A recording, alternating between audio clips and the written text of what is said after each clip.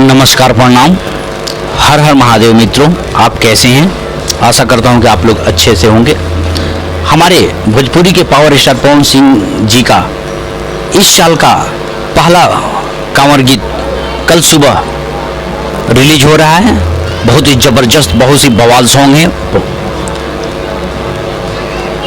कल सुबह 6 बजे वेब म्यूजिक पर यह सॉन्ग रिलीज होगा। इस सॉन्ग का टाइटल है ले जात बाड़ू देवघर। इस सॉन्ग में पवन सिंह और शिल्पी राज ने अपनी मधुर आवाज दिए हैं। इस सॉन्ग का राइटर विजय चौहान जी है। इस सॉन्ग में म्यूजिक आर्या शर्मा जी ने दिए हैं और हमारे भोजपुरी की क्वीन एक्ट्रेस आकांक्षा दुबे का जबरदस्त अभिनय है इसमें। तो कल आप लोग बिल्कुल तैयार रहिए।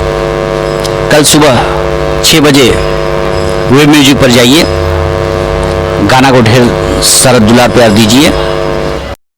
और साथ में अगर हमारे चैनल पर आप नए हैं तो हमारे चैनल को सब्सक्राइब कीजिए।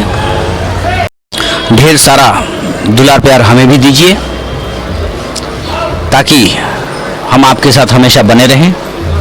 जय भोजपुरी, जय बिहार।